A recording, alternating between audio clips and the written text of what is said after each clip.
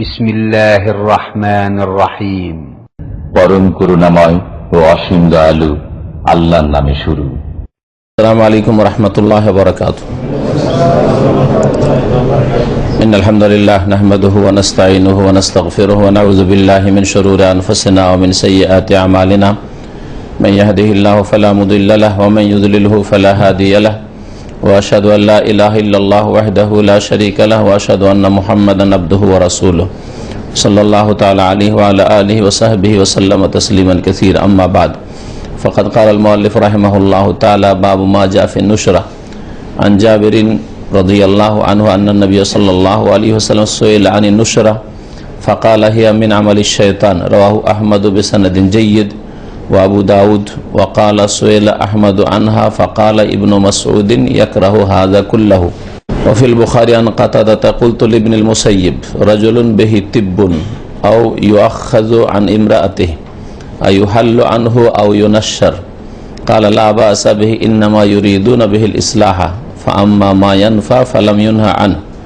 وروي عن الحسن أنه قال لا يحل السحر إلا ساحر. قال ابن القيم رحمه الله تعالى النشرة حل السحر عن المسحور وهي نوعان: حل بسحر مثله وهو الذي من عمل الشيطان وعليه يهمل قول الحسن فيتقرب الناشر والمنتشر إلى الشيطان بما يحبه فيبطل عمله عن المسحور. والثاني النشرة بالرقية والتعوذات والأدوية والدعوة المباحة فهذا جائز. সম্মানিত ভাতৃমণ্ডলী, আল্লাহ পাক রব্বুল আলামিন যাবতীয় প্রশংসা যে আল্লাহ পাক রব্বুল আলামিন একক ওয়াহদাহু লা শারীক, যে আল্লাহ পাক রব্বুল আলামিনের জাতে সিফাতে গুণাবলীতে কাজে ইবাদত বন্দেগীতে কোনো কিছুই শরীক নেই।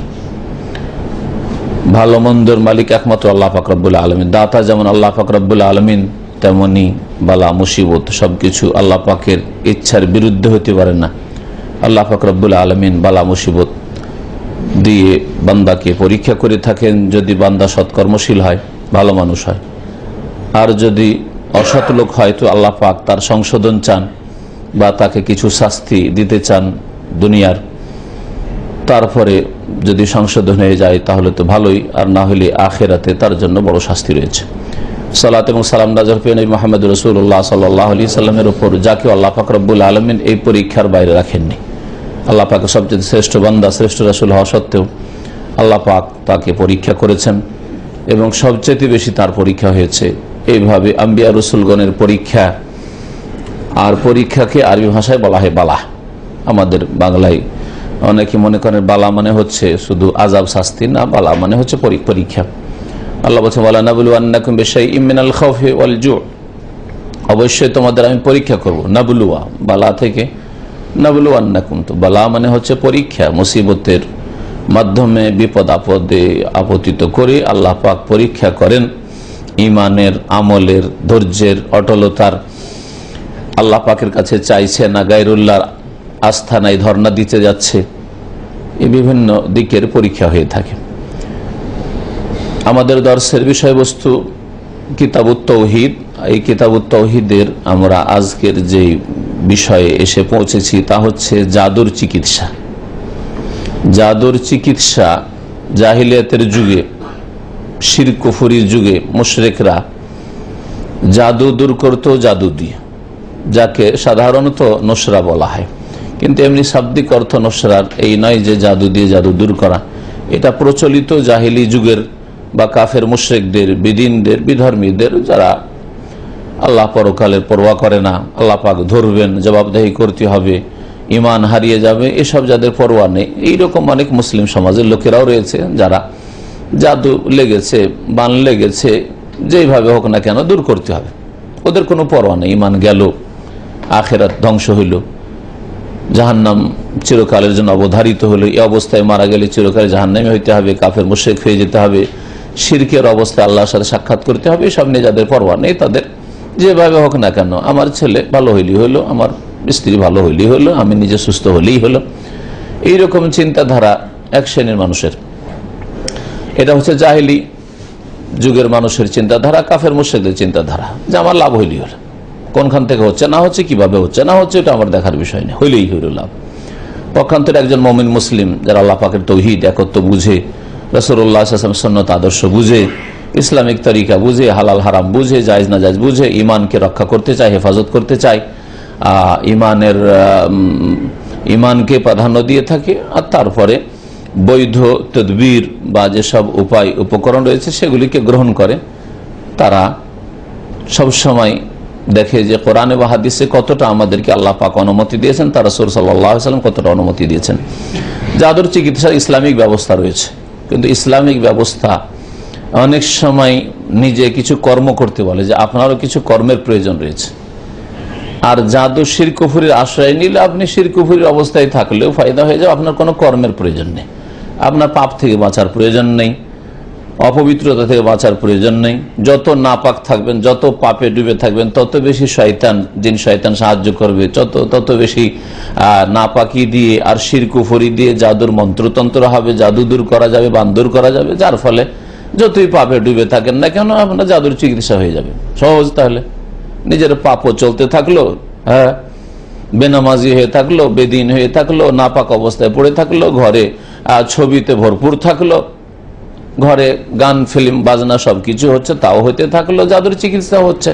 কারণ শিরক কুফরি দিয়ে জাদুর চিকিৎসা হচ্ছে, শয়তান আরো বেশি সাহায্য করে পাপ করলে।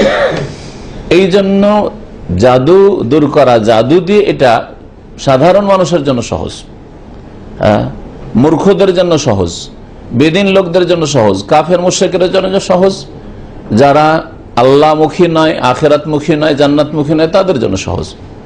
জান্নাত হারালো, আখেরাত হারালো, আল্লাহ পাকের সন্তুষ্টি হারালো, কিন্তু জাদুর চিকিৎসা হয়ে গেল।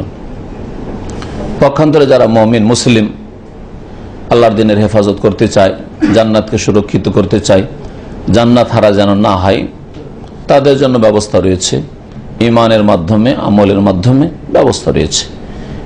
এই দর্শে লেখক রহমতুল্লাহ আলাই এই জাদু দূর করার ব্যবস্থা উল্লেখ করেছেন। লেখক বলছেন, বাবু মাজাফিন নুসরা, এই অধ্যায় হচ্ছে এই বিষয়গুলি সম্পর্কে যা এসেছে কোরআনে বা হাদিসে বা শরীয়তে, সালাফে সালেহিন থেকে, সাহাবাই কেরাম, তাবেইন থেকে, ফিন নুসরা মানে জাদু দূরীকরণ সম্পর্কে। নাসারা ইয়ানসুর মানে কোনো কিছু খুলে দেওয়া, দূর করে দেওয়া। তো জাদুর বাঁধন দেওয়া হয়েছে, জাদু লাগিয়ে দেওয়া হয়েছে, জাদুকে খুলে দেওয়া, একে নুসরা বলা আরবি ভাষায়। সেটা বৈধভাবে হইতে পারে, শরীয়ত সম্মত হইতে পারে, আবার অবৈধ হইতে পারে, শিরক কুফরির আশ্রয় নিয়ে হইতে পারে, যা আমাদের আজকের আলোচনায় আসবে। জাবের রাদিয়াল্লাহু তাআলা আনহু থেকে এই মর্মে একটি হাদিস বর্ণিত, তিনি বলছেন যে নবী করিম সাল্লাল্লাহু আলাইহি সাল্লামকে জিজ্ঞাসা করা হয়, আন্নান নবী সাল্লাল্লাহু আলাইহি ওয়াসাল্লাম সুইলা আনি নুসরা, নবী করিম সাল্লাল্লাহু আলাইহি সাল্লামকে জিজ্ঞাসা করা হয় নুসরা সম্পর্কে, মানে জাদু দূরীকরণ সম্পর্কে, জাদুর চিকিৎসা সম্পর্কে, জাদুর বাঁধন খুলে দেওয়া সম্পর্কে, যে জাদু করে দেওয়া হয়েছে, জাদু লেগে গেছে, বান লেগে গেছে, এখন এটা দূর করব কি করে? ফাকালা, তখন নবী করিম সাল্লাল্লাহু আলাইহি ওয়াসাল্লাম জবাবে বলেছিলেন, হিয়া মিন আমালিশ শয়তান, এটা হচ্ছে শয়তানের কাজকর্ম, এটা হচ্ছে শয়তানের কাজকর্ম, শয়তানের মন্ত্রতন্ত্র, মিন আমালিশ শয়তান। তাহলে নবী করিম সাল্লাল্লাহু আলাইহি ওয়াসাল্লাম জাদু দূরীকরণ সম্পর্কে যে নুসরা শব্দটি নবী সাল্লাল্লাহু আলাইহি ওয়াসাল্লামের জামানায় জাহেল কাফের মুশরিকদের মাঝে পরিচিত ছিল, তার সম্পর্কে বলেছেন, তার হুকুম সম্পর্কে বলেছেন। নুসরা আরবরা শুনতে ওই জামানায় বুঝতো যে নুসরা মানে আবু জাহাল, আবু লাহাব, উতবা, শাইবা, রাবিয়া, কাফেররা, আমাদের বাপদাদা আব্দুল মুত্তালিব, হাশিম, আব্দুল মানাফ, যেটা বুঝে সেটা হচ্ছে যে জাদু দিয়ে জাদু দূর করা, জাদু দিয়ে জাদু দূর করা, এটা হচ্ছে সেই যুগের নুসরার ভাষা আর সেই ভাষার অর্থ। নবী সাল্লাল্লাহু আলাইহি সাল্লাম মানুষের মগজে যা ঢুকে আছে তারই না হুকুম বলবেন। তো নবী করিম সাল্লাল্লাহু আলাইহি সাল্লাম তখন ওই নুসরার হুকুম সম্পর্কে বললেন, হিয়া মিন আমালিশ শয়তান, এটা হচ্ছে শয়তানের মন্ত্রতন্ত্র, শয়তানের কাজকর্ম।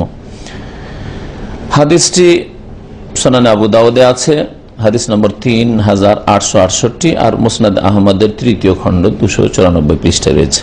রাহু আহমদ বেসানাদিন জাইয়িদ, লেখক বলছেন যে ইমাম আহমদ রহমতুল্লাহ আলাইহি হাদিসটি বর্ণনা করেছেন বড় সুন্দর সনদে, মানে বিশুদ্ধ সনদ, সহিহ সনদ। ও আবু দাউদ, ইমাম আবু দাউদ বর্ণনা করেছেন। ওয়াকালা এবং ইমাম আবু দাউদ রহমতুল্লাহ আলাইহি হাদিসটি বর্ণনা করে বলেছেন, সোয়েলা আহমদ ও আনহা, ইমাম আহমদ রহমতুল্লাহ আলাইকে, চতুর্থ ইমাম, 4 ইমামের এক ইমাম, প্রসিদ্ধ ইমাম মুহাদ্দিস ফাকিহ, তাকে জিজ্ঞাসা করা হয় আনহা মানে এই নুসরা সম্পর্কে, যে হাদিস তো আছে আপনার এই সম্পর্কে কি জানা আছে। ইমাম আহমদকে জিজ্ঞাসা করা হয় নুসরা সম্পর্কে, মানে জাদু দূরীকরণ সম্পর্কে, জাদু দিয়ে জাদু দূর করা সম্পর্কে। ফাকালা, তখন ইমাম আহমদ জবাবে বলেন, ইবনু মাসউদিন ইয়াকরাহু হাযা কুল্লাহু, আব্দুল্লাহ বিন মাসউদ রাদিয়াল্লাহু আনহু রাসূলুল্লাহ সাল্লাল্লাহু আলাইহি ওয়াসাল্লামের প্রখ্যাত সাহাবী, বড় হাফেজে কোরআন, আলেমে দ্বীন সাহাবী, তিনি এ সমস্তকে ঘৃণা করতেন। ইয়াকরাহু অপছন্দ করতেন, ঘৃণা করতেন। ইয়াকরাহু সালাফে সালেহিনরা, সাহাবায়ে কেরামরা ব্যবহার করতেন, তাবেঈনরা, তাবা তাবেঈনরা ব্যবহার করতেন কোন নিষিদ্ধ কাজ, নাজায়েজ হারাম কাজ সম্পর্কে। তারপরে এই ভাষাটাই দীর্ঘদিন চলে, এমনকি ফিকার কিতাবেও, হানাফি ফিকাতেও বলেছে যদি শুধু মাকরুহ বলা হয় কোনো বিষয় সম্পর্কে, তার মানে সেটাকে মাকরুহে তাহরিমি ধরবো, মানে এমন ঘৃণিত বা এমন অপছন্দনীয় যেটা হচ্ছে হারাম। তার মানে পরবর্তীকালে ফোকাহারা মাকরুহকে 2 ভাগে ভাগ করেছে, মাকরুহকে 2 ভাগে ভাগ করেছে তাদের ভাষায়।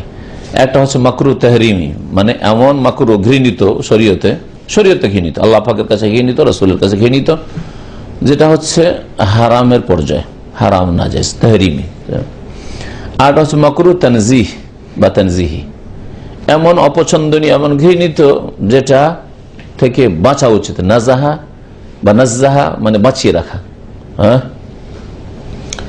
নবী করিম সাল্লাল্লাহু আলাইহি ওয়াসাল্লাম ওই হাদিসটাই, এই শব্দটি এসেছে, যে হাদিসে রয়েছে যে 2টা লোককে মদিনায় কবরে আযাব হচ্ছিল, দাফন হয়েছে, কবরে আযাব হচ্ছে। নবী সাল্লাল্লাহু আলাইহি ওয়াসাল্লাম বলে যে এই লোকগুলিকে কবরে আযাব হচ্ছে, এই 2টা কবরে, হামায়ু আযাবানি ফি কাবীরিন, আর খুব বড় কারণে কবর আযাব হচ্ছে না, মানে বাঁচতে পারত। গুনাহগুলি কাবীরা, বালা ওয়া ইন্নাহু লাকাবীর, গুনাহটা কাবীরাই, কিন্তু এমন বড় বিষয় ছিল না, বাঁচতে পারত। মানে খেলতামাশার মতো গুনাহ করা, গুনাহ 2 রকম, কিছু গুনাহ আছে করতে খানিকটা জটিলতা আছে, বাধা আছে, অপর ঘরে চুরি করা, ডাকাতি করা, তাই না, এই ধরনের যেগুলি সমাজ বিরোধী পাপ, সেগুলিতে জটিলতা আছে, তাই না। সমাজের কাছে আপনি দোষী, এই জন্য অনেকে সমাজের ভয় করে, আল্লাহর ভয় নাই কিন্তু সমাজের ভয় করে না, বাপ মায়ের ভয় করে না, বংশধরের ভয় করে না, বংশধর মানহানি হবে, অধিকাংশ আজকাল মানুষের অবস্থা এরকম। আর কিছু গুনাহ আছে যেগুলি এমনি খেলতামাশার মধ্যে হয়ে যায়, অপরাধী মনে করে না, গল্পের চলে হয়ে গেল, অচেতন অবস্থায় হয়ে গেল, কিন্তু কাবিরা গুনাহ। আম্মা আহাদুহুম ফাকানা ইয়ামশি বিন নামিমা, তাদের একজন চুগলখড়ি করে বেড়াতো। চুগলি করা খুব সহজ কাজ, আর বাঁচলেও সহজ কাজ, আর বাঁচলেও সহজ, এইটাকে কোনো দোষণীয় মনে করেন না লোকেরা। এখানে একটা কথা শুনলো কোন এক ভাইয়ের বিরুদ্ধে, ওর সম্পর্কে একটা বিরূপ মন্তব্য, খারাপ মন্তব্য হয়ে গেল, তার মধ্যে দোষ থাকার নাই, আছে দোষ, হয়তো হয়ে গেল, আচ্ছা হয়ে গেল, কথাটা এখানে থেকে যেত না, এখান থেকে তাড়াতাড়ি ওই লোক গেল একজন এদের মধ্যে, যে ওই যেই লোক সম্পর্কে সমালোচনা করা হয়েছে তার কাছে একটু ভালোবাসা নেওয়ার জন্য, তার প্রিয়জন হওয়ার জন্য, তার কাছ থেকে কিছু দুনিয়া স্বার্থ নেওয়ার জন্য। আর জানেন আজকে ওইখানে আপনার সম্পর্কে খারাপ আলোচনা হচ্ছে, আপনার বদনাম করেছিল অমুক, ওর বন্ধুত্ব অর্জন করতে চাইলো, কিন্তু এই 2 জনের মাঝে বিরাট একটা শত্রুতা সৃষ্টি করে ফেললো। 1 সেকেন্ড হয়তো লাগলো না কথাটা বলতে, কিন্তু ঘনিষ্ঠ বন্ধু যে লোকটা একটা খারাপ মন্তব্য করে ফেলেছে, হয়তো ওর মধ্যে দোষ আছে অথবা নাই, হতে পারে, তার দ্বারাও গোনা হইতে পারে, বাড়াবাড়িও হইতে পারে, লাগিয়ে দিতে মিনিটের মধ্যে, সেকেন্ডের মধ্যে কি করলো, একবার সম্পর্কে আগুন লাগিয়ে দিল, ছিন্ন ভিন্ন করে দিল, ঠিক না। বাপ মায়ের মধ্যে অনেক সময়, স্বামী স্ত্রীতে এরকম হয়ে যায়, ভাই হয় বা ভাই বোনে হয়, আত্মীয় স্বজনদের মধ্যে হলে তো আরো বড় অপরাধ, এমনিতে কাবিরা গুনাহ। তো চুগলখড়ি করতে একটা লোক।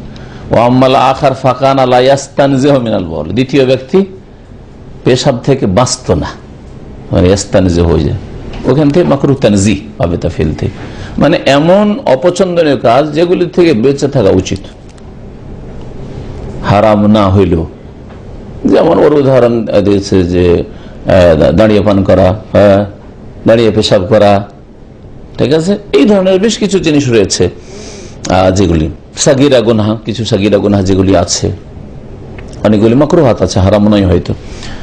তো এগুলি ফোকাহাদের কিন্তু পরের ভাগ, আর সাহাবায়ে কেরামরা কারিহা একরাহ শব্দটি ব্যবহার করতেন নিষিদ্ধ কাজ সম্পর্কে, হারাম না যায় তাদের কাছে, যেগুলি করা যাবে না শরীয়তে ওগুলি হচ্ছে মাকরুহ।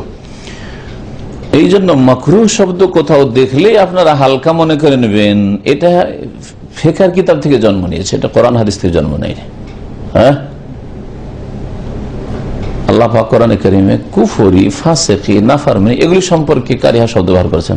ওয়া কাররাহা ইলাইকুমুল কুফরা ওয়াল ফুসুকা ওয়াল ইসয়ান, আল্লাহ তোমাদের অন্তরে ঘৃণা সৃষ্টি করে দিয়েছেন। কাররাহা আল কুফরা, কুফরি চাইতে বড় পাপ আছে নাকি?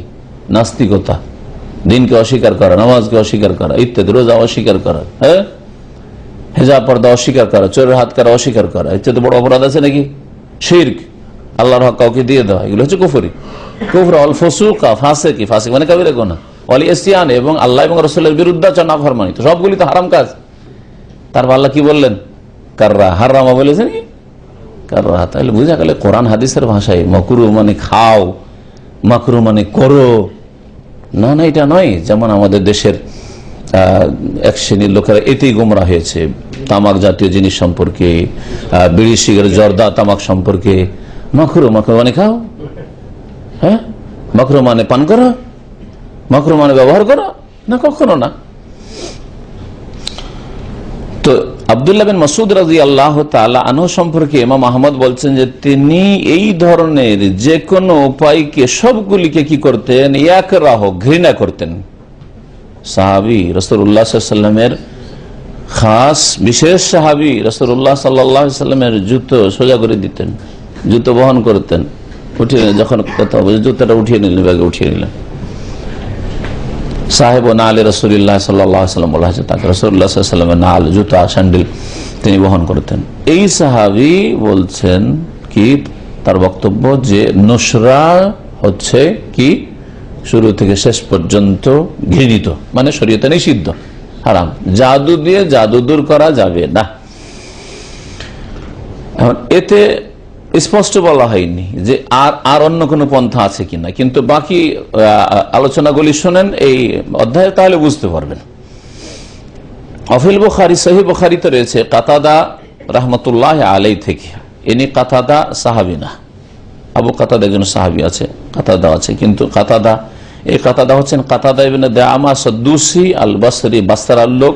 তিনি বড় হাদিসের হাফেজ ছিলেন, সিকাতুন হাফেজ, তাবেঈনদের অন্তর্ভুক্ত। আর তার ইন্তেকাল 100 পরে কিছু সময় গেছে, 100 হিজরির পরে, তার মানে তিনি তাবেঈ। এই কাতাদা বলছেন কুলতু ইবনুল মুসাইয়িব, আমি সাঈদ ইবনে মুসাইয়িব রাহিমাহুল্লাহ তাআলাকে বললাম। সাঈদ ইবনে মুসাইয়িব হচ্ছেন প্রখ্যাত তাবেঈ, মদিনার বড় তাবেঈ, বড় মাপের তাবেঈ। তার ছাত্র আরেক তাবেঈ কাতাদা।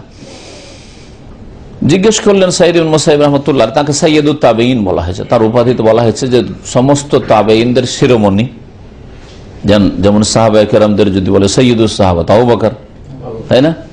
ওই রকম সাইয়্যিদুত তাবেঈন, তাবেঈদের মধ্যে শীর্ষস্থানীয় জিনিস তিনি হচ্ছেন সাঈদ ইবনে মুসাইয়িব রাহমাতুল্লাহ আলাইহি।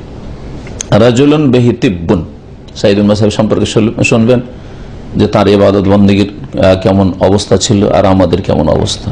তাহলে আমাদের কেমন হওয়া উচিত, কত অগ্রগণ্য হওয়া উচিত, তাদেরকে ভালোবাসে, তাদের ভালোবাসার দাবি কি। সাঈদ ইবনে মুসাইয়িব রাহমাতুল্লাহ আলাইহি জীবনে নামাজে কোন মানুষের 40 বছরে পিঠ দেখেননি।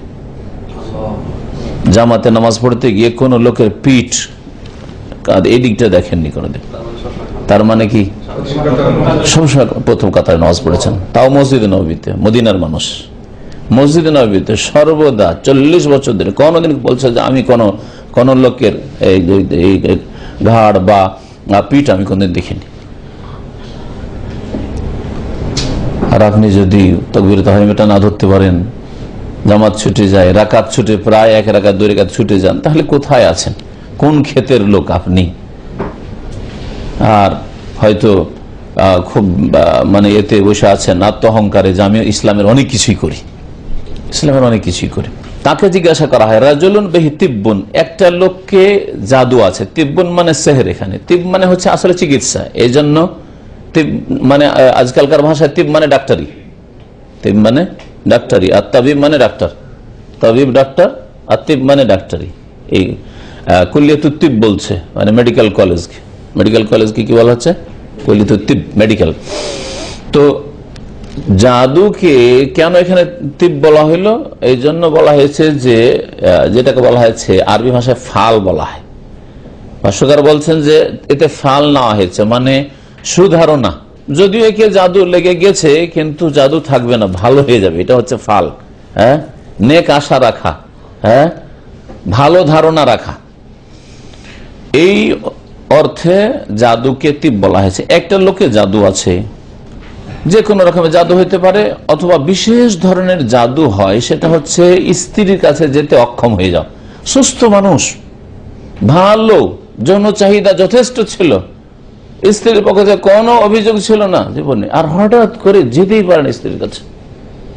এইরকম যদি কোনো মানুষের লক্ষণ দেখা যায়, যেটা যৌবনকালে ছিল না, 5 বছর 7 বছর স্বামী স্ত্রী ঘর সংসার করলো, কোনো সমস্যা ছিল না, হঠাৎ করে এরকম কেন? যদি আসলে এটা সমস্যা হইতো, তার স্বাস্থ্যগত বিষয় হইতো, তাহলে প্রথম দিন থেকে সে অপারগ হইতো। কিন্তু হঠাৎ করে 2, 4, 5 বছর 10 বছর বা যাওয়ার পরে এরকম অবস্থা, তো নিশ্চয়ই একে জাদু করা হয়েছে। এটা এক ধরনের জাদু।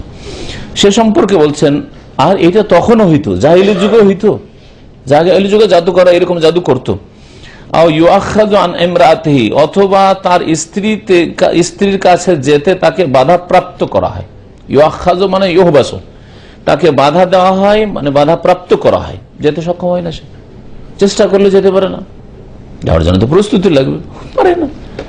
আন ইমরাতিহি, তার স্ত্রী হতে তাকে বাধা দেওয়া হয় মানে বাধাপ্রাপ্ত করা হয়। আয়ুহাল্লু আনহু আও ইউনাশশার, তার এই জাদু দূর করা হবে। হ্যাঁ, ইউহাল্লু মানে গিরা খুলে দেওয়া, আর ইউনাশশার মানে খুলে দেওয়া, একই অর্থে কাছাকাছি। এই জাদু কি দূর করা হবে? তো কেমন করে দূর করা হবে? কালা, বললেন তখন সাইদুল মুসাইয়িব, লা বাসা বিহি, কোনো অসুবিধা নেই, কোনো অসুবিধা নেই, জাদু দূর করবে। একটি লোক স্ত্রীর কাছে যেতে পারেন না, অথবা এর বিপরীত হয়তো অনেক সময় মহিলা না স্বামীকে দেখতে পারেন না, বা স্বামীর কাছেই যেতে পারেন না, স্বামী ঘরে আসলে বেরিয়ে যায়, এগুলো জাদু, এগুলো জাদুর লক্ষণ। স্বামীকে দেখলে মেজাজ গরম হয়ে যায়, খিটখিটে মেজাজ, ঝগড়া শুরু হয়ে যায় বাড়িতে আসলে। এর চিকিৎসা করতে কোনো অসুবিধা নেই। ইন্নামা ইউরিদুনা বিহিল ইসলাহ, কারণ এর দ্বারা তারা সংশোধন চায়, সংশোধন চাই, বিপর্যয় চাই না। আর জাদুর যেটা খারাপ গুণ হচ্ছে সেটা হচ্ছে কি বিপর্যয় সৃষ্টি করা, ফাসাদ সৃষ্টি করা, ভাঙন ধরানো, স্বামী স্ত্রীতে বিচ্ছিন্নতা সৃষ্টি করে দেওয়া, কাউকে অসুস্থ রোগী করে দেওয়া, কারো অঙ্গহানি করা, কারো প্রাণ নাশ করা, মেরে দেওয়া ইত্যাদি ইত্যাদি, কাউকে পাগল করে দেওয়া। এটা হচ্ছে অধিকাংশ ক্ষেত্রে জাদু মানে প্রভাব জাদু দিয়ে সাধারণত এইরকমই করে, ক্ষতি করার চেষ্টা করে। আর এতে এই লোকটাকে জাদু লেগে গেছে, বান লেগে গেছে, স্ত্রীর কাছে যেতে পারছে না, অথবা যে কোনো রকম অন্য রকমের জাদু লেগে গেছে, এই জাদু কি দূর করা চলবে? বলছে হ্যাঁ, দূর করা যাবে, কারণ উদ্দেশ্য হচ্ছে এখানে সংশোধন করা, চিকিৎসা করা। আম্মা মায়ানফা, কারণ যা উপকারী, ফালাম ইউনহা আনহু, তা থেকে নিষেধ করা হয়নি। উপকারী যদি হয় তো নিষেধ করা হয়নি, অপকারী হলে নিষেধ, অপকারী হলে নিষেধ। এখন একটা লোক ওর মেয়ের কোন ছেলের সাথে বিবাহ দিতে চায় না, না এই ছেলে আমার পছন্দ না, অথবা মেয়েটা বিয়ে করতে চায় না, এই ছেলে পছন্দ না, আমি বিয়ে করবো না। এখন ওই মেয়েকে আমাদের দেশের ভাষায় এই সেহের জাদুকে বলে তাবিজ করা, তাবিজ করা। হ্যাঁ, এটা কি কল্যাণ করলেন না অকল্যাণ করলেন? উপকার করলেন না অপকার করলেন? অপকার করলেন, কারণ মেয়ের অসন্তুষ্টির অবস্থায় বিয়ে বাপেরও দেওয়ার এখতিয়ার নেই। কোন বাপও যদি মেয়ের ওপর জবরদস্তি করে বিয়ে দিয়ে দেয়, সেই বিয়ে বিচ্ছিন্ন, বিয়ে হয় না। বিনা অনুমতিতে বিয়ে দেওয়া যাবে না, অনুমতি নিতে হবে, অনুমতি নিতে হবে। তাহলে সন্তুষ্টির অধিকার, রেজামন্দির অধিকার মেয়ের রয়েছে, সাবালিকা হোক আর নাবালিকা। এমনকি ওলামার বলছে নাবালিকা মেয়ে কিছু বুঝে না, ভালো ছেলে দেখে একটা বিয়ে দিয়ে দিল, সাবালিকা হওয়ার পরে যদি দেখেন না এই তো ছেলে আমার পছন্দ না, এই কালো কুৎসিত খাটো আমারই পছন্দ না, অথবা চরিত্র ইত্যাদি, আমি থাকবো না এর সাথে, এতে কোনো ইখতিলাফ নেই। হানাফি সাহেব মালিক হাম্বলি কারো মুহাদ্দিসিনদের কোনো ইখতিলাফ নেই, যে তার পুরো স্বাধীনতা রয়েছে, কোর্টে গিয়ে বলবে যে আমার আব্বা বিয়ে দিয়েছে, আমি এখন সাবালিক হয়েছি, এই ছেলেকে চাই না, পুরো ইখতিয়ার রয়েছে তার, কোনো গোনা হবে না তার। তাহলে এইভাবে আল্লাহ পাকের নারীকে স্বাধীনতা দিয়েছে। তো একটা মেয়েকে জবরদস্তি করে আপনি উঠিয়ে নিয়ে আসবেন, হ্যাঁ আপনার মন চাইছে ওকে বিয়ে করা, সেই জন্য না, আপনি অন্য জায়গায় খুঁজেন। ওর বাবা দিতে চায় না বা ওই মেয়ে করতে চায় না। সুতরাং এটা উপকার করা না, অপকার করা, ক্ষতি করা। এগুলি জাদু দিয়ে হয়ে থাকে, এগুলি জাদু দিয়ে হয়ে থাকে। আমাদের দেশে এইরকম বেশ কিছু বই পাওয়া যায় ইসলামিক লাইব্রেরিতে, আমালে কোরআনের নামে আর সুলাইমানি নকশার নামে, আর এইরকমই অনেক নিয়ামল কোরআনের নামে। নাম কত সুন্দর, নিয়ামল কোরআন, কোরআনের নিয়ামত মনে হয়েছে। আমালে কোরআনি মানে কোরআনি আমল মনে হচ্ছে। সুলাইমানি নকশা মানে যেন সুলাইমান আলাইহিস সালামের এগুলি নকশা। আর আমার ছাত্র জীবনে যখন 2য় 3য় 4th ক্লাসে পড়ি, তখন তো এত আকীদা বুঝতাম না। সুলাইমানি নকশা লাইব্রেরিতে বিক্রি করেছে বাজারে, দেখতে দেখতে খুব পছন্দ হইলো। 2 খণ্ডে সুলাইমানি নকশা, আরে বাপরে বাবা, সুন্দর সুন্দর নকশা দেওয়া আছে। কেমন ভাবে প্রেম সৃষ্টি হবে, কেমন ভাবে কাউকে দূর করা যাবে, কেমন ভাবে কি করা যাবে, কেমন ভাবে এটা করা যাবে ওইটা করা যাবে, দেখে তো মনে হয়তো ভালোই। তার নাম তো সুলাইমান আলাইহিস সালামের নাম দিয়ে, দেখেন নাম কত চমৎকার। সুলাইমান আলাইহিস সালামের নাম ব্যবহার করা হচ্ছে কুফরির জন্য, শিরকের জন্য।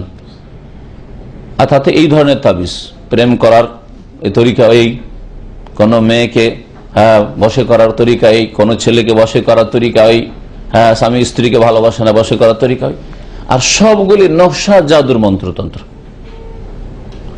এগুলি ধর্মের নামে আমাদের দেশে চলছে। এগুলি হচ্ছে ধর্ম ব্যবসা, এই ধর্ম ব্যবসা চলছে, এগুলি সব জাদু।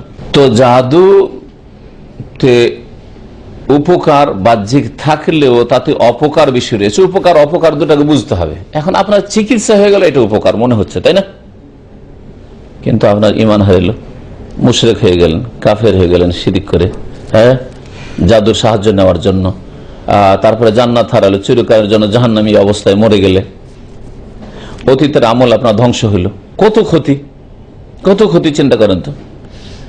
আর শরীয়তের একটা সাধারণ নীতিমালা, কায়দা কানুন হচ্ছে যে একটা জিনিসে ক্ষতিও যদি থাকে আর লাভও থাকে, তাহলে কি দেখতে হবে? লাভ বেশি না ক্ষতি বেশি? পরিমাণ কিসের বেশি? লাভের পরিমাণ বেশি হলে সেটা জায়েজ হতে পারে, আর ক্ষতির পরিমাণ যদি বেশি হয় তাহলে শুধু ছেড়ে দিতে হবে না, হারাম না জায়েজ। এই নীতিমালায় বলা হয়েছে মদ সম্পর্কে, ওয়াসআলুনাকা আনিল খামরি ওয়াল মাইসির, লোকেরা তোমাকে জিজ্ঞেস করে হে নবী খামর, মদ সম্পর্কে, ওয়াল মাইসির, আর জুয়া সম্পর্কে। জুয়াতে ফায়দা নেই, জুয়াকে একটা ব্যবসা নয়, এক ধরনের ব্যবসা। অনেকে লাভবান হচ্ছে, কোটি কোটি টাকার মালিক হয়ে যাচ্ছে, কিন্তু অনেকে ফকির হয়ে যাচ্ছে। এখন দুটো লাভ লসকে আল্লাহ পাক রব্বুল আলামিন তুলনা করে বলছেন এইরকম মদে কিছু ফায়দা আছে, আল্লাহ বলছেন, আমি বলছি না, আল্লাহ বলছেন যে তো কিছু ফায়দা আছে, কিন্তু ফায়দার চাইতে ক্ষতি বেশি রয়েছে। ইমানি ক্ষতি, আমলি ক্ষতি, আর শারীরিক ক্ষতি, সব পারিবারিক ক্ষতি, সামাজিক ক্ষতি, বহু ক্ষতি রয়েছে।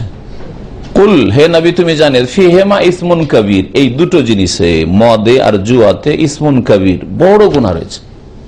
ওয়া মানাফিউ লিন-নাস, তবে মানুষের জন্য বেশ কিছু উপকার আছে। আল্লাহ স্বয়ং কোরআনে বলছেন বেশ কিছু উপকার আছে।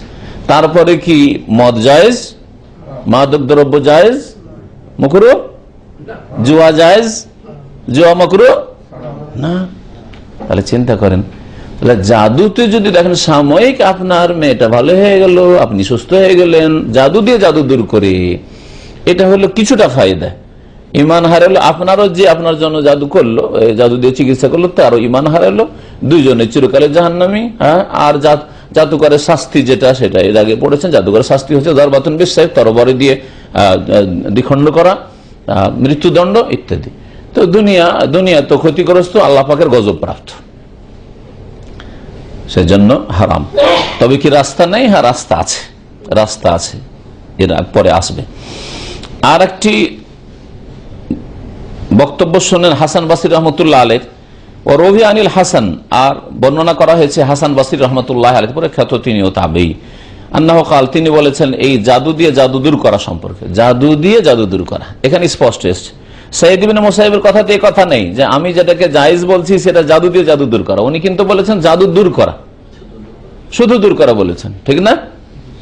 আর এখানে আছে, তাকে জিজ্ঞাসা করা হলে বলেন তিনি, লা ইয়াহিল্লু সিহরা ইল্লা সাহির, সেহেরকে, জাদুকে জাদুকরি দূর করে, মানে প্রচলিত যেটা অধিকাংশ লোকের কাছে আর কাফের মুশরিকদের কাছে, মুশরিক সমাজ, সেটা হচ্ছে জাদুকে দূর করে কে? জাদুকর। আলেমে দিন এর কাছে আসবে, পরহেজগার আল্লাহওয়ালা লোকের কাছে আসবে, কোরআন এবং হাদিসের চিকিৎসা নেবে, এইরকম লোক শতকরা দুটো পাবেন না। জাদু লেগেছে চলে গেল, ওই যারা জাদুর ওর কাছে, ওই লোকের কাছে গেল, আর না হলে আর এক লোক বলছে যে কেউ জাদু করেছে, তো জাদুটা তুমি দূর করার ব্যবস্থা করো, জাদুকরের কাছে যায়। তো এই মর্মে হাসান বাসরী রহমতুল্লাহ বলছেন যে জাদু দূর করে কে? জাদুকর। আর জাদুকর কি মুসলিম নাকি? জাদুকর কাফের। আমা কাফারা সুলাইমান ওয়ালাকিন্না শায়াতিনা কাফারু ইউআল্লিমুনা আন-নাস আস-সিহর, আল্লাহ সূরা বাকারায় বলেছেন সুলাইমান আলাইহিস সালাম কুফরি করেনি, বরং যারা জাদু শিখাতো তারাই কুফরি করেছে, শয়তানরা কুফরি করেছে। আর হারুত মারুত বলেছিলেন যে ইন্নামা নাহনু ফিতনাত, আমরা তোমাদের পরীক্ষার জন্য প্রেরিত হয়েছে, ফালা তাকফুর, তোমরা কুফরি করিও না জাদু শিখে জাদুর প্রয়োগ করে আর জাদুবিদ্যা নিয়ে চর্চা করে তোমরা কুফরি করিও না। তাহলে বোঝা গেল জাদুবিদ্যা হচ্ছে কুফরি বিদ্যা, জাদুরা যারা করে তারা কুফরি করে। ইমাম ইবনুল কাইয়িম রাহমাতুল্লাহ আলাইহি এই দুই রকমের যে বক্তব্য শুনলেন, ইবনুল মুসাইয়্যিবের বক্তব্য থেকে বুঝতে পারছেন যে যদি উপকারী হয় তাহলে মানুষের উপকার করেন, ক্ষতি করিয়েন না, তাই না? কিন্তু উনি একথা বলেনি যে জাদু দিয়ে উপকার করেন, উনি বলেছে উপকার করেন। আমি তো কোরআন হাদিসের দোয়া দিয়ে উপকার করতে পারি, কোরআন আয়াত পড়ে দম করে তো উপকার করতে পারি, হ্যাঁ, আল্লাহ পাকের কাছে দোয়া করে তো উপকার করতে পারি, কোন মেডিসিন দিয়ে উপকার করতে পারি, জমজম দিয়ে উপকার করতে পারি, আপনাকে জাইতুন তেল দিয়ে উপকার করতে পারি, ঠিক না? মধু দিয়ে আমি উপকার করতে পারি। উপকার মেলা রাস্তা রয়েছে, সুন্দর উপকার রাস্তা। আপনার বাড়িতে মধু নেওয়া, মধু দিল, যার জাদু লেগেছে মধুটা খান। জমজম পাঠিয়ে দিলাম এখান থেকে, দেশে জমজম এখান থেকে জমজম পাঠিয়ে দিলেন আপনি, হ্যাঁ, জাইতুন পাঠিয়ে দিলেন, উপকার করলেন আপনি। ইমাম ইবনুল কাইয়িম রাহমাতুল্লাহ বলছেন আর নুসরা হচ্ছে হাল্লুস সিহরি আনিল মাসহুর, জাদুগ্রস্ত ব্যক্তি থেকে জাদু খোলা বা জাদু দূর করার নাম হচ্ছে নুসরা। ওয়াহিয়া নাও আনে, আর সেটা দুই ভাগে বিভক্ত, দুই রকম।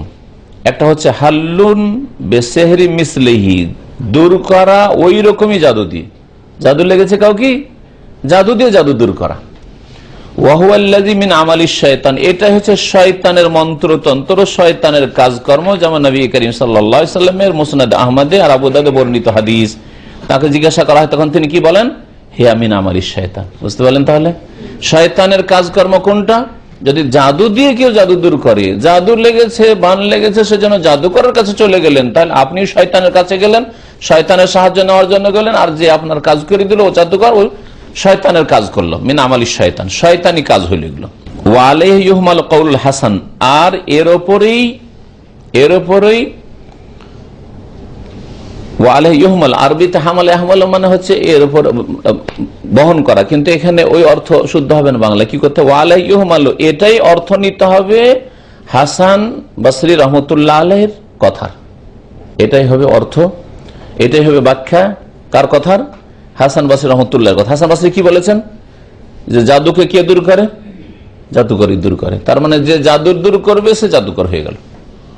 যে জাদু দূর করবে সে যেহেতু জাদু মন্ত্রতন্ত্র আর শয়তানের সাহায্য ছাড়া করে না, সেই জন্য সে এই কাজই করলো। ফায়াতাকাররাবুন নাসির ওয়াল মুনতাশির ইলা শায়তান, কেমন করে তাহলে জাদু দিয়ে জাদু দূর করা হয়? একটু ওর সংক্ষিপ্ত বিবরণ বলছেন। যে জাদু দূরকারী এবং যেই ব্যক্তি জাদু দূর করার তলব করে, যার থেকে জাদু দূর করা হয়, একজন রোগী, জাদুগ্রস্ত ব্যক্তি জাদুকরের কাছে গেল যে আমার জাদু লেগেছে, আমার ছেলেকে জাদু লেগেছে, জাদু দূর করে দেন। তো নাসের যে জাদুকর যা জাদু দূর করলো, আর যে জাদু নিজের জাদু দূর করার জন্য কারো কাছে গেল সে হচ্ছে মুনতাশির। এই দুইজনেই কি করে? নৈকট্য লাভ করে এলা শয়তানের, নিকটবর্তী হওয়ার চেষ্টা করে শয়তানের। কি দিয়ে? বেমা ইউহিব, যা শয়তান পছন্দ করে। তাহলে জিন শয়তান ওই জাদুকরের কাছে আসে, ওর কাছে নেমে আসে রাতের অন্ধকারে, নির্জনতা অবলম্বন করে, কিছু ধূপ বাতি ইত্যাদি জ্বালায়, ধোঁয়া করে, বিভিন্ন তরিকা তাদের আছে। জিন তার সাথে সাক্ষাৎ করে, কথা বলে, আর বলে যে আমার দাবি দেওয়া হচ্ছে এই কাজটা করে দেব, কিন্তু আমার দাবি দেওয়া হচ্ছে কালো খাসি, সাদা মোরগ জবাই করতে হবে, জবাই করে পুকুরে ফেলে দিতে হবে, অথবা এতটা চিনি পুকুরে ফেলে আসতে হবে, এতটা চাউল অমুক জায়গায় দিয়ে আসতে হবে, মিষ্টি এত রকম মিষ্টি ইত্যাদি, মানে নানান রকমের তরিকা থাকে তাদের, অথবা কিছু মন্ত্রতন্ত্র আছে যেগুলোতে আল্লাহ ছাড়া অন্যের দোহাই দেওয়া হয়। সে দেবদেবী, হিন্দুদের দেবদেবী ডাকা হোক। যেমন হিন্দুদের একটা মন্ত্রের বই আমি দেখেছি এককালে, আমার গ্রামের এক লোক, তার কাছে হিন্দু, আরে পুরোটা পড়ে দেখলাম সুবহানাল্লাহ, শুধু দেখলাম, শুধু পুরো হিন্দুদের যত দেবদেবী আছে প্রত্যেকটা দেবদেবীর নাম দিয়ে ওই মন্ত্রগুলি তৈরি হয়েছে। এগুলো হচ্ছে জাদুকরদের সম্বল। হয় জিনের সাহায্য কামনা করে, আর না হলে দেবদেবীর সাহায্য কামনা করে। শয়তানের নৈকট্য লাভ করে, শয়তান যা ভালোবাসে তা পেশ করে। ফাই ইউবতিলু আমালাহু আনিল মাসহুর, তারপরে জাদুগ্রস্ত ব্যক্তির ওপর যে প্রতিক্রিয়া রয়েছে জাদুর, তাকে ধ্বংস করে, নষ্ট করে। এইভাবে জাদু দিয়ে জাদু নষ্ট করে। এটা হচ্ছে একটা তরিকা। এটা হচ্ছে কি হুকুম বলল? আমালি শয়তান। নবী সাল্লাল্লাহু আলাইহি ওয়াসাল্লাম বলেছেন শয়তানের কাজকর্ম। আর হাসান বসরি বলেছেন যে এটা হচ্ছে জাদুকরের কাজ। আর জাদুকরের কাজ ভালো কাজ না, এটা শিরকি কুফরি কাজ। ওয়াসানি, দ্বিতীয় প্রকার, এটা জায়েজ, বরং এটা হচ্ছে শরীয়ত সম্মত। এটাই হচ্ছে নবী সাল্লাল্লাহু আলাইহি সাল্লামে নিয়ে আসা পদ্ধতি, যেটা করা উচিত আর যেটা দিয়ে মানুষের উপকার করা উচিত। হইতে পারে একটা সাধারণ মানুষ নিজেকে ওইভাবে উপকৃত করতে পারে না, কিন্তু ওর চাইতে বেশি আপনি জানেন, সুতরাং উপকার করেন, না চাইলে উপকার করেন।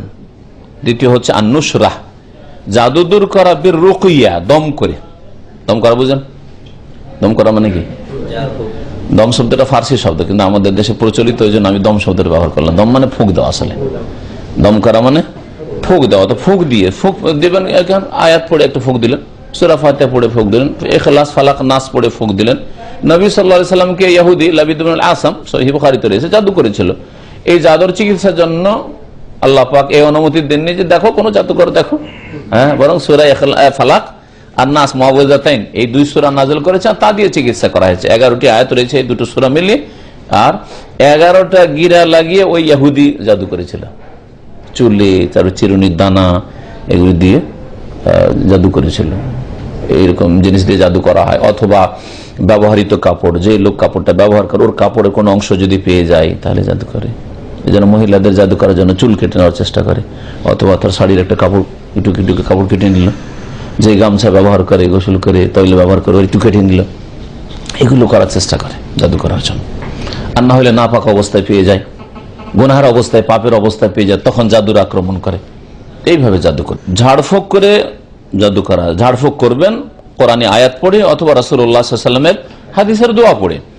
ওয়া তাআওয়াযাত, এবং আশ্রয় গ্রহণ করা। আশ্রয় গ্রহণ করা, আল্লাহ পাকের কাছে আশ্রয় গ্রহণ করা। আউযু বিল্লাহি মিনাশ শাইতানির রাজিম, আউযু বিল্লাহিস সামিউল আলিম মিনাশ শাইতানির রাজিম মিন হামজিহি ওয়া নাফখিহি ওয়া নাফসিহি, বা আউযু বিল্লাহি মিন হামাযাতিশ শায়াতিন ওয়া আউযু বিকা রাব্বি আন ইয়াহযুরুন, ইত্যাদি ইত্যাদি। এইভাবে ওয়াল আদুইয়াতে, দাওয়ার বহু বচন হচ্ছে আদুইয়া। দাওয়া মানে হচ্ছে ওষুধ, ওষুধ ব্যবহার করে।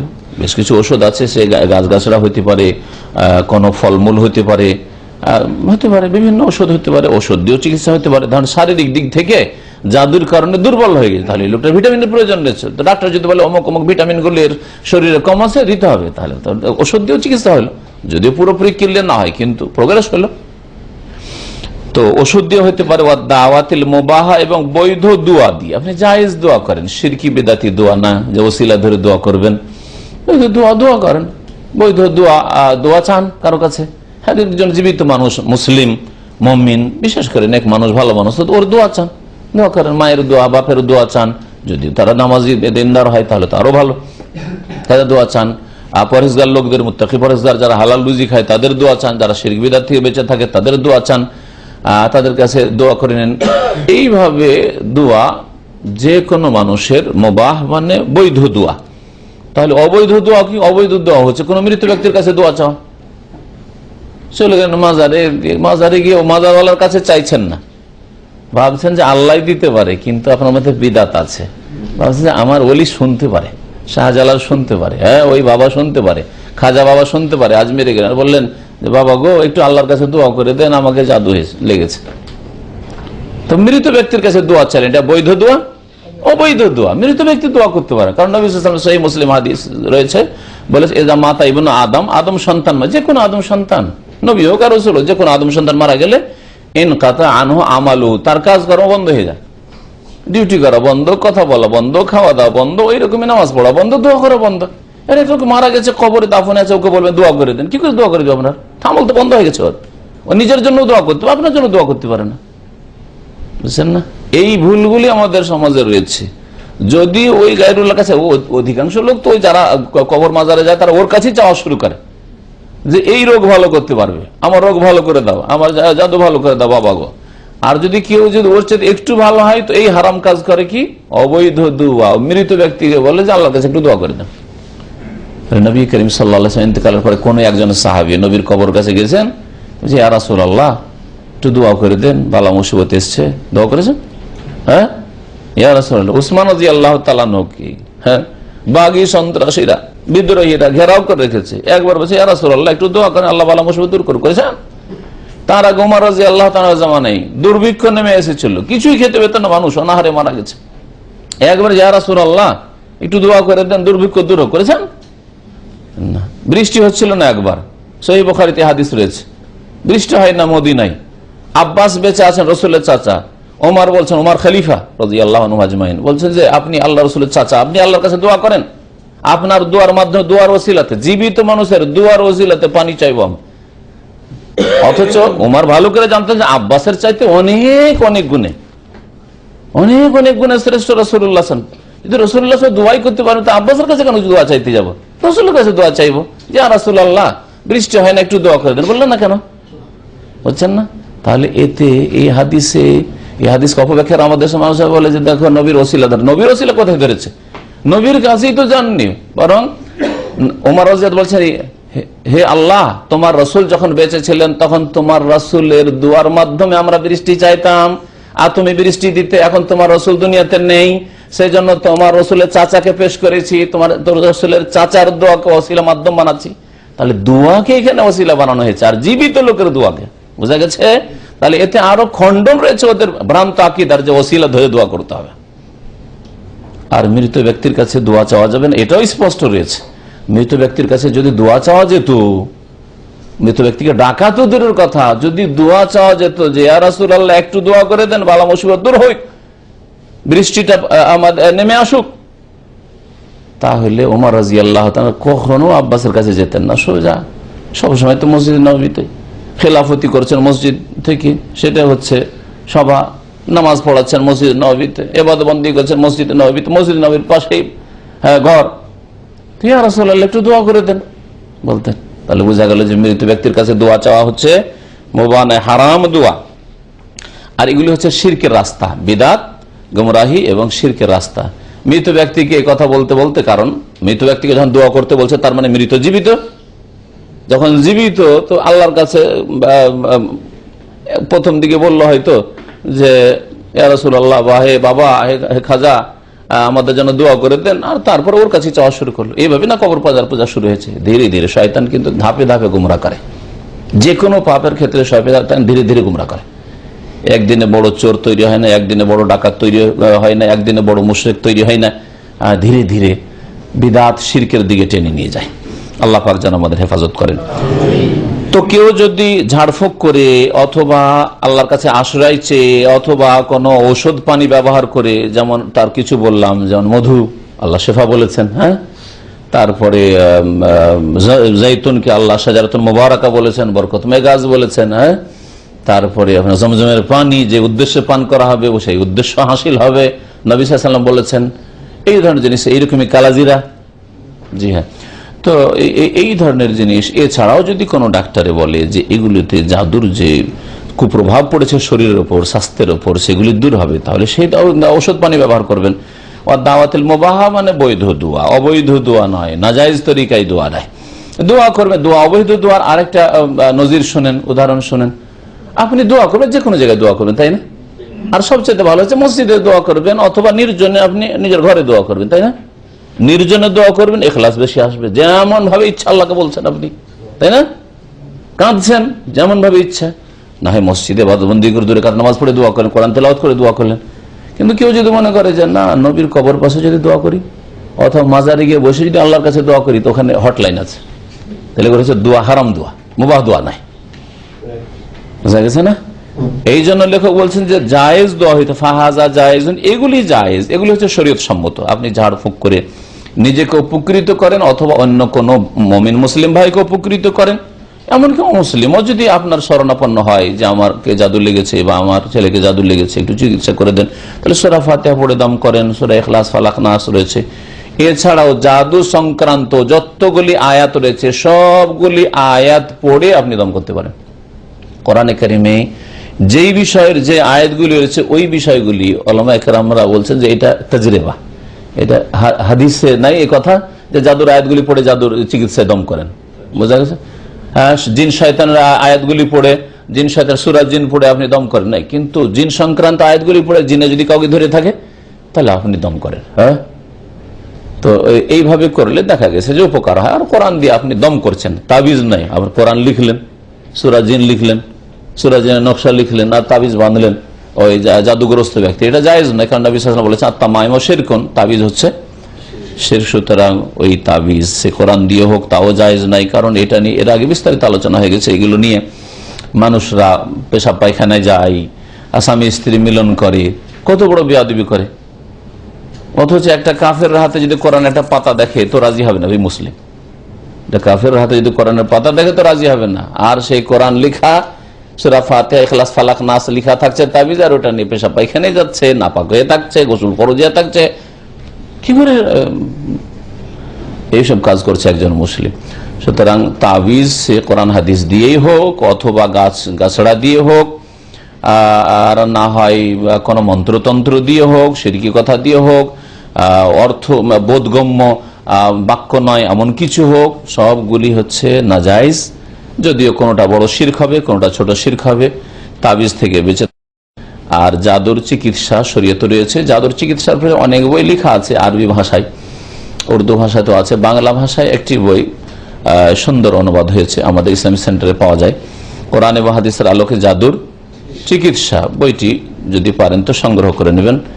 আর আমাদের যদি কোনো ভাই মনে করে দেন আগামী সপ্তাহে, তো আমরা কিছু কপি নিয়ে আসার চেষ্টা করবো, যেসব ভাইদের লাগবে নিয়ে নিতে পারবেন। আল্লাহ পাক রব্বুল আলামিন যেন আমাদেরকে সমস্ত রকমের দুনিয়া আখিরাতের অনিষ্ট থেকে, শার থেকে বাঁচিয়ে রাখেন। আল্লাহ পাক রব্বুল আমাদেরকে শিরকের, কুফরির, জাদুর অনিষ্ট থেকে আল্লাহ পাক যেন আমাদের হেফাজত করেন, আমাদের পরিবার পরিজন হেফাজত করেন, আমাদের ধন মালের আল্লাহ পাক হেফাজত করেন। আল্লাহ পাক রব্বুল আলামিন আমাদের ঈমান আমলের হেফাজত করেন। আল্লাহ পাক রব্বুল আলামিনের কাছে দোয়া করে আল্লাহ পাক আমাদের সকলকে জান্নাতুল ফিরদৌস দান করেন। সুবহান রাব্বিকা রাব্বিল ইজ্জাতি আম্মা ইয়াসিফুন ওয়া সালামুন আলাল মুরসালিন আলহামদুলিল্লাহি রাব্বিল আলামিন। ফরজ নামাজের সেজদায় যদি আপনি মুক্তাদি হন তাহলে তো সময় অল্প, তাসবিহ করার সমান সময়, তাহলে এখানে দোয়া করবেন না, এখানে তাসবিহ পড়বেন। কিন্তু একাই যদি কখনো নামাজ পড়েন আর মনে করেন যে আমার এখানে বিশেষ দোয়ার প্রয়োজন, আমি আরবি জানি না, তো জায়েজ রয়েছে, কারণ এটা আল্লাহর সাথে কথা বলা। তারপরেও অনেকে সতর্কতা অবলম্বন করে বলেছেন যে আপনি সুন্নত নফল নামাজে দোয়া করেন, কারণ দোয়া করছেন আল্লাহ পাকের কাছে। আল্লাহ পাকের কাছে দোয়া করার জন্য আরবি ভাষা জরুরি নাই, বোঝা গেছে। নামাজের ভিতরে হোক আর বাইরে হোক, নামাজের ভিতরে যে দোয়া, যে সূরা গুলি নবী সাল্লাল্লাহু আলাইহি সাল্লাম থেকে বর্ণিত, সেগুলি আরবিতে পড়তে হবে। আজান একামত আরবিতে হইতে হবে। আল্লাহ আকবার, আল্লাহ মহান, আল্লাহ মহান করে কেউ আজান দিলে আজান হবে কি? আজান হবে না। ওই রকমই তাকবীরে তাহরিমা আরবিতে হইতে হবে, ওটা ইংরেজিতে হবে না, ফার্সিতে হবে না, কোনো ভাষা উর্দুতে হবে না, হ্যাঁ, আর বাংলাতে হবে না। সূরা ফাতিহা, ওর সাথে একটা সূরা মিলানো, রুকুর তাসবিহ, সিজদার তাসবিহ, আত্তাহিয়াত, দুরুদ, বুঝা গেছে। দোয়া মাসুরা যেগুলি আছে নবী সাল্লাল্লাহু আলাইহি ওয়াসাল্লাম বর্ণিত, আল্লাহুম্মা ইন্নী যালামতু নাফসি যালমান কাসীরা, অথবা আল্লাহুম্মা ইন্নী আউযু বিকা মিন আযাবিল কবর, এগুলি আরবিতেই হইতে হবে। এগুলির ক্ষেত্রে চলবে না যে আমি আরবিতে নাই, মুখস্থ নাই, তো সূরা ফাতিহার বাংলা পড়ে নেবো, চলবে? চলবে না, নামাজ হবে না। কিন্তু আপনার যখন এগুলি করা হয়, যেগুলি নবী সাল্লাল্লাহু আলাইহি ওয়াসাল্লাম পড়েছেন, আর ওগুলো পড়ে নামাজ কমপ্লিট, অতিরিক্ত আপনি সেজদায় দোয়া করতে চাইছেন, আর এমন কিছু চাইছেন যেটা আপনি আয়াত হাদিসের দোয়ায়, আপনার মতো সাধারণ মানুষের ওই রকম আরবিতে দোয়া মুখস্থ নেই। আমার বিষয়টা আলাদা, আমার মতো লোকের বিষয়টা আলাদা। যে আমি যদি ইচ্ছা করি তো আরবিতে আয়াত, কোন আয়াতটা, কোন হাদিসের দোয়াটা দিয়ে আমার এই গরজটা চাইলে পেয়ে যাব, কিন্তু আপনি হয়তো পাচ্ছেন না, ঠিক না? তাহলে আপনি নিজের ভাষায় দোয়া করতে পারেন। লা ইউকাল্লিফুল্লাহু নাফসান ইল্লা উসআহা, মানুষকে আল্লাহ পাক সাধ্যের অতিরিক্ত কোনো দায়িত্ব চাপান না। আপনার সাধ্যে আরবি বলাই নেই, তাকে কি করে আপনাকে আরবি দিয়ে দোয়া করা আল্লাহ ফরজ করে দিবেন? আর নামাজের মধ্যে দোয়া হচ্ছে সবচেয়ে উত্তম দোয়া, সেজদায় দোয়া হচ্ছে সবচেয়ে উত্তম দোয়া, আর আত্তাহিয়াত দুরুদের পরে এই ক্ষেত্রটা হচ্ছে উত্তম দোয়ার ক্ষেত্র। সুতরাং এই জায়গাগুলিতে প্রয়োজনে দোয়া করা যাবে, কিন্তু এই নয় যে আপনি মুক্তাদি দোয়াটি পড়ে শেষ করতে পারেন না, আর নিজের ভাষায় দোয়া করুন, কখন আর টাইম আছে। ফরজ নামাজের পরে যৌথ মোনাজাত একটিও হাদিসে নেই, না ভুল এটা, আরব দেশগুলিতে এই জন্যই নাই, বুঝতে পেরেছেন? না নবী ঈসা সাল্লামের যুগে ছিল, না সাহাবীদের যুগে ছিল, না তাবেঈনদের যুগে ছিল, না চার ইমামের কোন ইমাম থেকে প্রমাণিত। কোন হানাফি ফেকাতে পাবেন না, হানাফি শাফি মালিক হাম্বলি কোন ফেকাতে খুঁজেন তো সালাম ফেরার পরে মোনাজাত আছে, করতে পারবেন না। হেদায়েত নেই, বেকায়ত নেই, কুদুরিত নেই, ওরাই করেছে, ওদের কাছে বিদাতে হাসান একটা রাস্তা খোলা আছে, নতুন কাজ ভালো, অসুবিধা নেই, বিদাতে হাসানা দরজা খোলা আছে, এইটাই মুশকিল। তারপরে এগুলো ছোট ছোটখাটো মৌলবীদের অবস্থা, এটা বড় বড় আলেমরা এখনো নাজায়েজ বলছে। বড় বড় আলেম যারা গবেষক ওলামা, দেখেন হাটহাজারিটা হানফি মাদ্রাসা নয় বাংলাদেশের সবচেয়ে বড় মাদ্রাসা কিনা? আজকে থেকে 40-45 বছর আগে দোয়া উঠে গেছে, এই সম্মিলিত মোনাজাত উঠে গেছে। আপনি একা একা দোয়া করেন, একা একা করলে তো আমিও করতে পারি, কথা বুঝতে পেরেছেন? আমি আসল মনে করি যে সেজদার মধ্যে করব, আমি সালাম ফেরার আগেই করব, তারপরেও যদি প্রয়োজন মনে করি সালাম ফেরার পরে করতে পারি, ফরজও করতে পারি, সুন্নতের পরে করতে পারি। আর আমি যদি দেখি যান এত লোকজনের সামনে না করে আমি নির্জনে করবো, তো আমার জন্য এটা ভালো মনে করি, আমি সেটা করতে পারি। এমন নয় যে আপনাকে দেখি আমাকে দোয়া করতে হবে, বরং আপনার থেকে যত লুকিয়ে আমি দোয়া করতে তো আমার ইখলাস থাকতে হবে। আমরা এইগুলো শিখাই, আপনি আমার থেকে যত লুকিয়ে দোয়াটা করবে আল্লাহ পাকে তত ইখলাস থাকবে এই দোয়াতে, যেন আমি আসলেই চাইছি কিন্তু আল্লাহর কাছে, ঠিক না? কিন্তু মানুষের সামনে চাওয়াতে অনেক সময় লোক দেখানো শয়তান একটা রাস্তা ওখানে খুলে দিতে পারে। হ্যাঁ, যে হ্যাঁ চোখে পানি বেরিয়েছে, লোকজন দেখলো, গ্রামের মানুষ দেখলো, হ্যাঁ সেই দেখলো তো আমাকে ভালো মানুষই মনে করবে, যে পরেশগার লোক আছে, ঠিক না? কিন্তু নির্জন আল্লাহর সামনে কাঁদলেন, কেউ জানলো, আল্লাহ ছাড়া কেউ জানলো না আপনার সম্পর্ক আল্লাহর সাথে, যে এত ভালো সম্পর্ক আছে এটা কেউ জানলো না। এটা সবচেয়ে ভালো, এর নাম হচ্ছে ইখলাস, নিষ্ঠা। নবীদের কাহিনী জানার জন্য ইমাম ইবনে কাসির রহমতুল্লাহ আলাইহির কিসাসুল আম্বিয়া আছে, কিসাসুল আম্বিয়া ইবনে কাসির রহমতুল্লাহ, এটা একটা কিতাব, যদি বাংলায় অনুবাদ হয়েছে মনে হয়, যদি হয়ে থাকে।